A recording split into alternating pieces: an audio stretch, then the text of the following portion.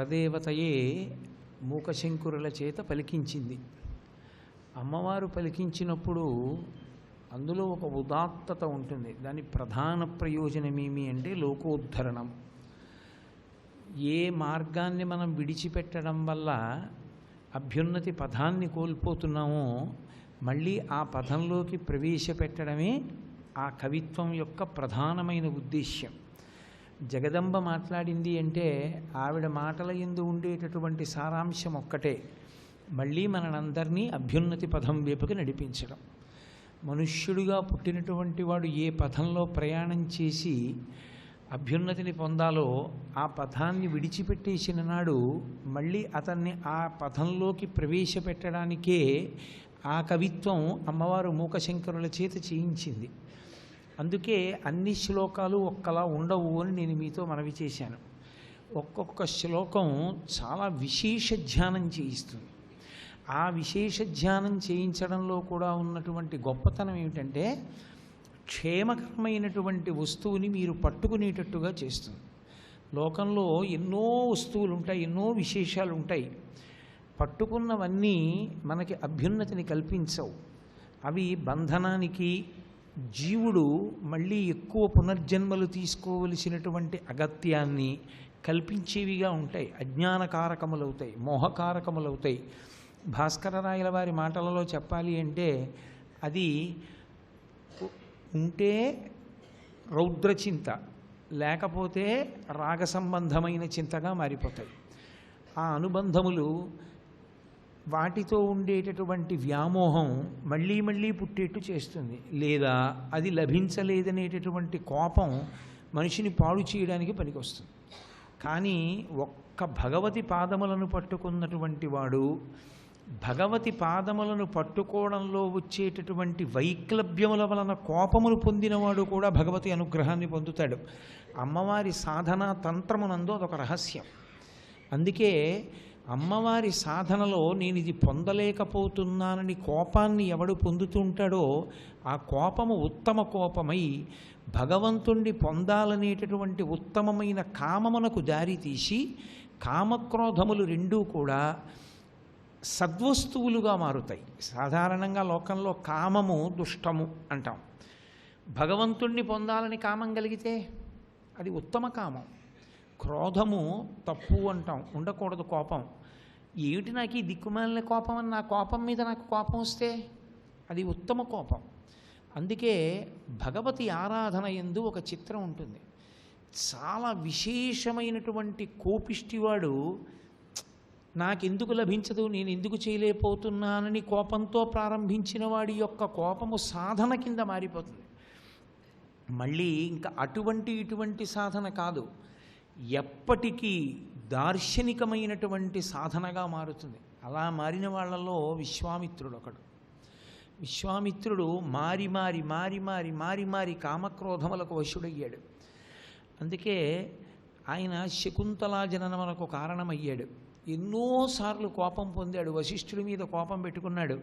కానీ ఇవన్నీ కూడా భగవతి పాదములు పట్టుకున్న కారణం చేత సాధనగా మారిపోయి చిట్ట చివరికి బ్రహ్మర్షి కాగలిగాడు. అన్నిటికీ అతీతుడైపోయాడు. అందుకే కోపం కానీ కామం కానీ భగవత్ సంబంధములు అయిపోయాయి అనుకోండి, అయిపోతే అవి సాధనా మార్గాన్ని సుసంపన్నం చేస్తాయి. అవి లౌకికము అయ్యాయి అనుకోండి, పతన హేతువులు అవుతాయి.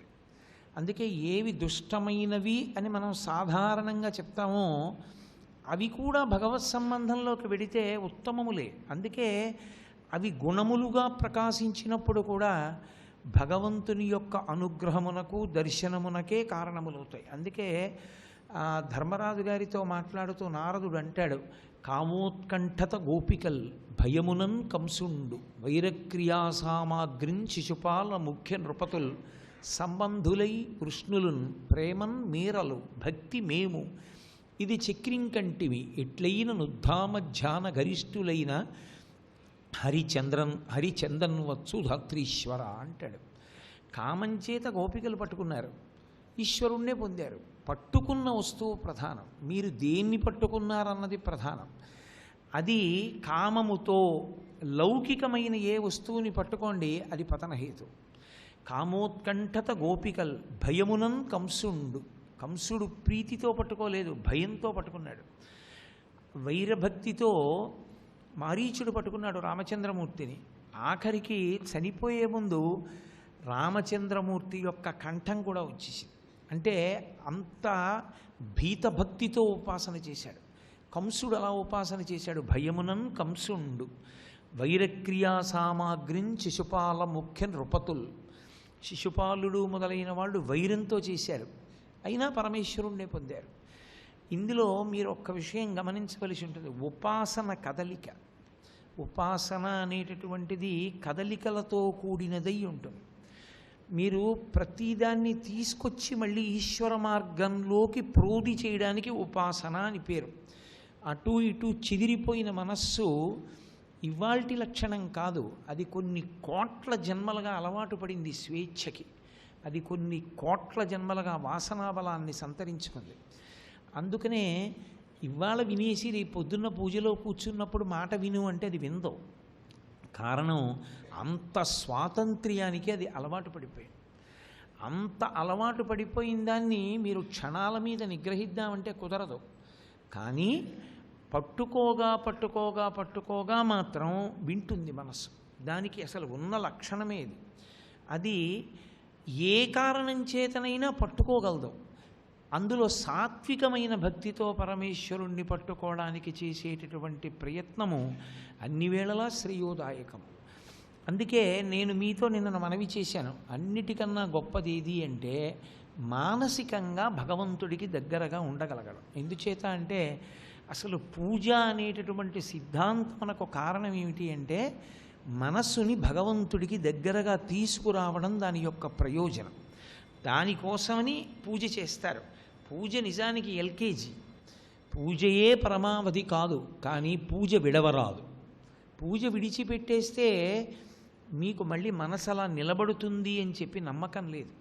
పూజా ప్రక్రియని మీరు గమనిస్తే ఆ ప్రక్రియ అంతా కూడా నిజానికి ఈశ్వర సేవ కాదది. అది మనసుకి ఆదేశం, ఈశ్వరుడికి దగ్గరగా రమ్మని ఆదేశం ఇస్తారు. మీరు చూడండి, హస్తయోహో అర్ఘ్యం సమర్పయామి అని ఎవరికి చెప్తున్నారు మీరు? అర్ఘ్యం ఇయ్యి, అర్ఘ్యం ఇస్తున్నాను అన్నప్పుడు మీ మనసు ఏం చెప్పాలి? ఓ చెయ్యి, ఉద్ధరణితో నీళ్లు తీసి ఈశ్వరుడి చేతిలో పోయి అనా కాదా ఆదేశం? ఈశ్వరా నువ్వు చేయి చాప, ఓ మనసా నువ్వు నీళ్లు తీసి ఈశ్వరుడి చేతిలో పోయి అనే. మనసు ప్రధానం, ఆయన చేయి చాపాడు, మీ మనసు పోయలేదు. ఏమిటి ప్రయోజనం దానికి? యోమే భక్త్యా ప్రయచ్చతి. మీ మనసు మీ ఆదేశములను వినాలి. వింటోందా వింటలేదా? మీకు మీరు సాక్షి. హస్తయోహో అర్ఘ్యం సమర్పయామి అన్నారనుకోండి, ఈశ్వరుడి చెయ్యి మీకు కనపడుతుందా? ఆయన ఇలా చెయ్యి చాపి మీ ముందు ఉంచితే ఆయన చేతి కంకణములు కణకణ కణకణ శబ్దంతో కదిలితే మీరు ఉద్ధరణితో నీళ్లు పోస్తే ఆయన చెయ్యి తడిసినట్లుగా మీకు కనపడుతుందా? కనబడితే ఉపచారము మంత్రం లేకుండా కొంత ఉంటుంది. అది రహస్యం. అందుకే ఎవ్వరి పూజ గమనించరాదు అంటారు. పూజ పరమరహస్యం అనడానికి కారణం ఏంటంటే ఒకటి పూజ చూస్తే మీకేం తెలుస్తుంది? అదేం పూజ అండి అంటారు మీరు. కారణం ఏంటి? ఆయన హస్తయోహో అర్ఘ్యం సమర్పయామి అని అలా ఉద్ధరణ పట్టుకుని మెల్లిగా వేసి ఉత్తరీయం తీసి అంటాడు. మీకు ఏమనిపిస్తుంది? ఏమిటిరా పూజ, ఏమిటి ఉత్తరీయం ఎత్తి పట్టుకుంటున్నాడు ఏమిటి అనుకుంటారు. కానీ ఆయన దర్శిస్తున్నాడు. ఆయన చెయ్యి తడిసింది పరమేశ్వరుడు. ఇప్పుడు ఆ తడిసిపోయినటువంటి చేతిని తుడుస్తున్నాడు ఆయన ఉత్తరీయంతో. ఉత్తరీయం చేత పురుషుడు చొక్కా బనీను వేసుకోకుండా ఉత్తరీయంతో పూజ చెయ్యాలి అని ఎందుకంటారంటే ఉత్తరీయాన్ని పైకెత్తుతూ ఉండాలి పూజలో. ఉత్తరీయాన్ని పైకెత్తుతున్నప్పుడు ఉత్తినే కారణం లేకుండా ఎత్తడం కాదు, మీ మనసు నిలబడిన కారణం చేత ఉత్తరీయం పైకి లేవాలి. పైకి లేస్తే మీ గుండె కనపడుతుంది. అంటే మీ మనస్సు ఎంత త్రికరణ శుద్ధిగా, ఎంత అధ్యవసాయంతో భగవంతుని ముందు నిలబడిందో ఈశ్వరుడు గమనించాలి. అది నాకు అనుగ్రహించు, అలా నిలబడేటట్టుగా అనుగ్రహించమని చెప్పడానికి పురుషుడికి ఆచ్ఛాదన ఉండదు పూజలో. చొక్కా బనీను వేసుకోవడాన్ని అంగీకరించారు. ఉత్తరీయం ఒక్కటే వేసుకొని పంచ కట్టుకుని పూజ చేయమని చెప్పడానికి కారణం అది. కాబట్టి ఏదో ముఖే ఆచమనీయం సమర్పయామి అన్నారనుకోండి, నిజానికి ఎవరికి చెప్తున్నారు మీరు? మనసుకి చెప్తున్నారు, ఈశ్వరుడికి ఆచమనీయమి అని. ఈశ్వరుడికి ఆచమనీయమి అంటే ఇలా అన్నారనుకోండి, మీరు ఎక్కడిచ్చారు? అబద్ధం పూజ. ఆచమనీయం ఎవరికిచ్చినా 3 మార్లే. మీరు ఎవ్వరికి ఇవ్వండి 3 మార్లు ఇవ్వాలి. మీరు సువాసిని పూజ చేస్తున్నారు, ఆచమనీయం సమర్పయామి అన్నారనుకోండి, 3 మార్లు ఇవ్వాలి. 4వ మాట ఆవిడ చేయి కడుక్కోవాలి, 5వ మాట మీ ఉత్తరీయంతో ఆవిడ చేయి తొడవాలి. అలా మీరు చేయకపోతే ఆ పూజ తంతు మీ మనసు అక్కడ లేదు. తినే కాయిక వాచిక మానసికమైనటువంటి పూజ ఏకీకృతము కాలేదు అక్కడ. నోరు చెప్తోందంతే, మనసేది 3 మాటలు ఎక్కడిచ్చావు? ఆచమనీయం నువ్వు ఒక్క మాట పుచ్చుకుంటావా? పైగా ఒక మాట ఇచ్చి ఆగాలి. ఎందుకు ఆగాలి? ఈశ్వరుడు ఇలా పుచ్చుకోవాలి, కంఠం మింగాలి, ఆయన లోపలికి వెళ్ళాలి, ఆయన మళ్ళీ ఇలా చేయి చాపాలి. టైం ఉండాలా? నువ్వు ఎలా ఇలా ఇలా ఇలా 3 మాటలు వేస్తావు? 3 చుక్కలు ఏమైనా ఆచమనీయం అంటే? శ్రద్ధతో చెయ్యొద్దు. సా శ్రద్ధా కడితా సిద్ధి యా వస్తూపలభ్యతే. నువ్వు చేస్తున్న పని నీ మనసు పెట్టి చేస్తే పూజ. నీ మనసు లేనంతకాలం నువ్వు ఏం చేసినా తంతు. దాన్ని తంతు చేశాడు అంటారు. తంతు అంటే యాంత్రీకరణము, దానికి ఏమీ ఫలితం ఉండదు. ఈశ్వరుడు అంటాడు, బాగా సాధన చెయ్యి, ఇలా చీకు తప్పు పదార్థములను దుర్వినియోగము చేయుట. అందుకే పూజ చేస్తున్నారు అంటే బ్రహ్మస్థానానికి యజమానికి సమన్వయం ఉండాలి. బ్రహ్మస్థానంలో ఉన్నటువంటి వ్యక్తి గడగడ గడగడ గడగడ మంత్రం చదవకూడదు. ఎలా చేస్తాడు ఇక్కడ? ఉపచారం ఎలా నడుస్తుంది? బ్రహ్మస్థానంలో ఉన్నవాడు ఉపచారం చేయడానికి వీలుగా మంత్రభాగం చదవాలి. తాను పూజ చేయకుండా బ్రహ్మస్థానం చేయిస్తే తను శ్రద్ధ పెట్టి చెవులతో విని దానికి అన్వయం చేసుకుంటూ మానసికంగా నిలబడి పూజ చేయాలి. ఆ పూజ ఈశ్వరుడు స్వీకరిస్తాడు. అప్పుడు మీరు ఏం ఇచ్చారన్న దాంతో సంబంధం లేదు. మీరు అక్షతాన్ సమర్పయామి అని ఒక సువాసిని కూర్చున్న కుర్చీ కింద అక్షతలు వేశారు, అది స్వర్ణసింహాసనం అవుతుంది. ఈశ్వరుడు దాన్ని కామాక్షి స్వర్ణసింహాసనంగా స్వీకరిస్తుంది. ఎప్పుడు మీరు అసలు మనసుతో చూడగలిగితే, సింహాసనం అక్కడ వేశాను, దాని మీద పరదేవత కూర్చుని పాదపీఠం మీద కుడికాలు పెట్టింది అని మీరు చూస్తే, చూసి అక్షతలు వేస్తే మీరు సింహాసన సమర్పణం చేశారని వేస్తారు. మీరు సింహాసన సమర్పణం చేసినా మీకు ఆ భక్తి లేనప్పుడు, భావన లేనప్పుడు అది పూర్ణమవుతుందని చెప్పడం చాలా కష్టం. అందుకే పూజ తంతు 2 మాటలు వాడతారు. ఈ తంతుగా నిలబడడానికి కారణం, పూజ యందు నిలబడడానికి కారణం ఒక్కటే, మనసే. ఆ మనసే కారణం, ఆఖరికి మోక్షానికి కారణం కూడా అది. అందుకే మన ఏవ మనుష్యాణం కారణం బంధమోక్షయోహో, శంకరాచార్యుల వారి వాంగ్మయంలో చాలా భాగం మనసు గురించే ఉంటుంది. అదే కారణం. ఎందుకనంటే ఆ మనసే తరింపచేస్తుంది. అది లేనినాడు ఈశ్వరుడికి నువ్వు ఇవ్వడానికి, ఈశ్వరుడికి లేనిది ఏముంది? ఈశ్వరుడికి లేనిదోటి ఉంటే నువ్వు ఏమైనా ఇవ్వాలి. ఆయనకి లేనిదేం లేదు. ఆయనకు అన్నీ ఉన్నా, పూర్ణుడైనా పుష్కలుడైనా నీ దగ్గర ఎందుకు పుచ్చుకుంటాడు? నీ ఆర్తికి. ఆర్తి దేని నుండి ఉద్భవించాలి? మనసు నుండి ఉద్భవించాలి. ఆ మనసు నిలబెట్టడం చాలా కష్టం. సాధారణంగా ఉండే ఫిర్యాదు ఏమిటో తెలుసా అండి? ఎక్కడికి వెళ్ళండి, ఏ ఊరు వెళ్ళండి, ఒకసారి మీతో మాట్లాడాలండి అంటారు. చెప్పండి ఏమిటి? మనసు నిలబట్టలేదండి ఈ పూజలో. నేనంటాను, మీ మనసు పూజలో నిలబట్టలేదన్న విషయాన్ని మీరు గమనించగలిగారు అంటే మీరు కృతకృత్యులయ్యారు, ఒక మెట్టెక్కారని చెప్తూ ఉంటారు. అప్పటి వరకు మీ మనసు అక్కడ నిలబడలేదన్న విషయం మీకు తెలియనే తెలియదు. ఇప్పుడు మీకు తెలుస్తోంది నా మనసు నిలబట్టలేదని. అంటే ఇప్పుడు మీరు మనసు కన్నా పైన కూర్చుని నా మనసు నిలబట్టలేదన్న విషయం ఒకటి చూడడం మొదలెట్టారా లేదా? అది విజయమే. ఇప్పుడు అసలు అలా మొదలు పెడితే తరువాత మనసుని తీసుకురావడం మెల్లిగా వస్తుంది. అసలు నేను బాగా చేసేస్తున్నాను అనుకుని చేసుకెళ్ళిపోయినంతకాలం నా మనసు నిలబట్టలేదన్న విషయం మీకు తెలియనప్పుడు ఇంకా దాని ఉపయోగం ఏమిటి? ఉండదు. అందుకే పూజ మధ్యలో మాట్లాడరాదు అనడానికి కారణం ఏంటంటే ఎవరు పూజ మధ్యలో మాట్లాడతారో వాళ్ళకి పూజ మీద దృష్టి లేదు అని గుర్తు. అది తంతు, అది చూసేవాడికి కూడా తృప్తి ఉండదు. అందుకే ఎవరు పూజ చేస్తారో వాళ్ళు మాట్లాడకూడదు. ఒకవేళ పదార్థం అక్కడ లేదనుకోండి, అక్షత ఒక్కటే ఉపయోగించేయాలంతే తప్ప పిలిచి ఇది పట్రా అని కూడా అడగకూడదు. ఇహ పూర్తి చేయగలగాలి. ఆ సమర్థత ఉంటేనే కూర్చోపెట్టాలి. లేకపోతే ఆ పూజకి కూర్చోవడం అనేది హాస్యాస్పదం అసలు. కాబట్టి మనసు ప్రధానం. ఆ మనసుని తరింపచేస్తారు. ఆ మనసుని తరింపచేయడానికి పరదేవత మూకశంకరుల ద్వారా పలికింది కొన్ని శ్లోకాలు. అందులో అత్యద్భుతమైనటువంటి శ్లోకంగా కీర్తింపబడేటటువంటి శ్లోకాలు కొన్ని ఉన్నాయి. అవి శంకరాచార్యుల వారు చేశారు. కొన్ని శ్లోకాలు ఎంత అద్భుతంగా ఉంటాయంటే సంస్కృత భాష మీద ఆయనకి ఉన్న పట్టు వలన శంకరులు చేసిన పదప్రయోగానికి మీరు దాన్ని యథార్థ స్థితి తెలుసుకోవడానికి కొన్ని నెలలు శ్రమించాలి. ఒక్క మాట వేసి అంత ధ్యానం చేయించేస్తారు శంకరాచార్యుల వారు. సౌందర్యలహరిలో ఒక శ్లోకం ఉంది. అందులో సవ్యేతరకర గృహీతం రతిపతే అని ఉంది. సవ్యేతరకర గృహీతం, సవ్యము కాని చేత్తో పట్టుకున్నాడు అని.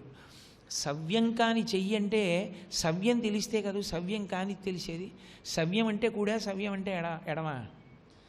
సవ్యంగా ఇవ్వరా అంటే కుడి చేత్తో ఇస్తాం. దేవాలయానికి వెళ్ళి సవ్య ప్రదక్షిణం అంటే ఎడంగా పెడతాం. మరి అప్పుడు ఎడమ కుడా? ఎడమైతే ఎడమ కానిది కుడి, కుడి అయితే కుడి కానిది ఎడమ. సవ్యం అని శంకరులు అంటలేదు, సవ్యేతరం అంటున్నారు. కుడి చేత్తో పట్టుకున్నాడా ఎడం చేత్తో పట్టుకున్నాడా మన్మధుడు? అదొక్కటి ఖచ్చితంగా శ్లోకంలో ఏం చెప్పారో పట్టుకోవాలంటే, నేను మీకు నిజం చెప్తున్నాను, మీరు నేల మీద కూర్చుని ఓ శుద్ధము కట్టుకుని బొమ్మ వేయడం మొదలెట్టాలి. నేను అమలాపురంలో ఒకసారి ఆ శ్లోకం మీద ఉపన్యాసం చెప్తే నేను తెల్లబోయాను. 8వ తరగతి చదువుకుంటున్న పిల్లాడు ఆ రాత్రంతా కలిపి ఒక చార్ట్ మీద బోర్డు బొమ్మ వేసి తీసుకొచ్చాడు. ఇదిగోనండి ఇలా పట్టుకుంటాడు. పెద్దవాళ్ళు పట్టుకోలేకపోయారు, కానీ ఆ పిల్లవాడు అద్భుతంగా గీసి పట్టుకొచ్చాడు. నేను పొంగిపోయాను. శంకరాచార్య స్వామి వారి యొక్క అనుగ్రహాన్ని పొందాడు, పట్టుకోగలిగాడు. అంటే మనసు నిలబడిందని గుర్తు. ఆ మనసు దాన్ని పట్టుకోవడానికి చేసే ప్రయత్నం తపస్సు. అందుకే మీరు చూడండి, తెలియని దాన్ని పట్టుకునే ప్రయత్నం చేశారనుకోండి, ఆజ్ఞాచక్రం మీదకి దృష్టి నిలబడుతుంది. అందుకే మీ ప్రయత్నం లేకుండా 2 కళ్ళు మూసి భ్రుకుటి ముడివేసి భ్రూమధ్యమునందు చూస్తారు. అది ఏమిటో తెలుసుకోవడానికి. అదే ధ్యానం, అదే తపస్సు. దీన్ని చేయించడానికి ప్రయత్నం చేసింది అమ్మవారు మూకశంకరుల ద్వారా.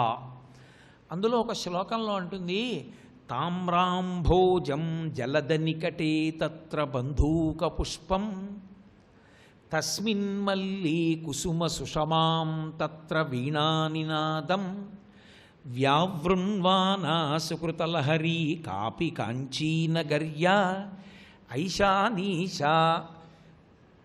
ఐశానీశామృతతరా అంటూ ఆ తల్లి ఐంద్రజాలం, ఆవిడ ఇంద్రజాలం చేసింది అన్నారు. ఇంద్రజాలం అంటే ఏ వస్తువు అక్కడ లేదో ఆ లేని వస్తువు ఉన్నట్లుగా కనపడేటట్టు చేయడం.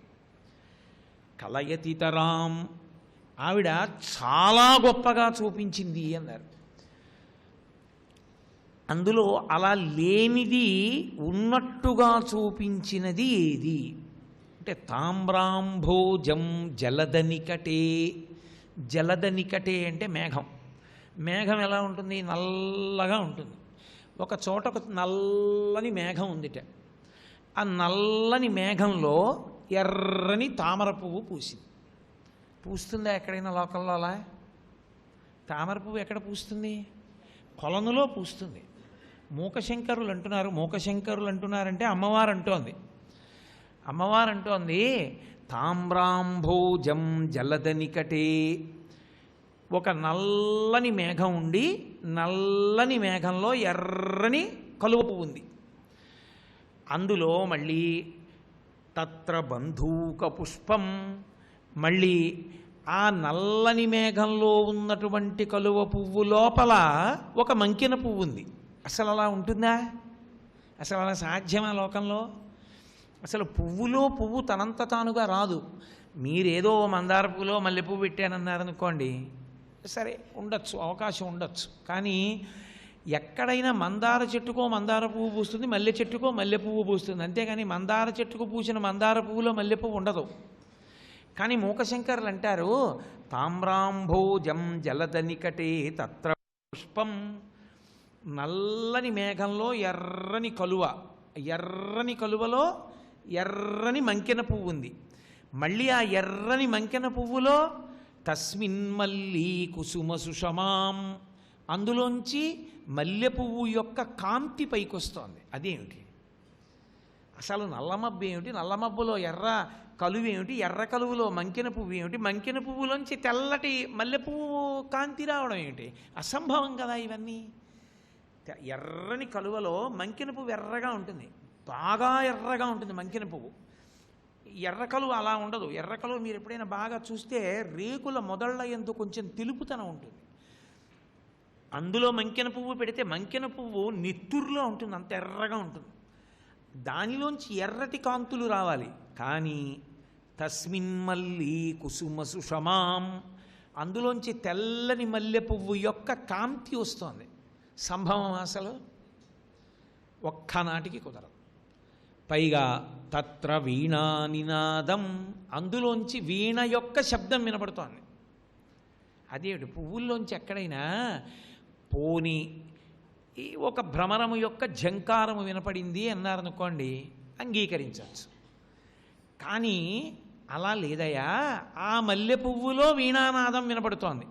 వ్యావృణ్వానా సుకృతలహరి కాపి కాంచీనగర్యా, ఇవన్నీ ఎక్కడ జరుగుతున్నాయి?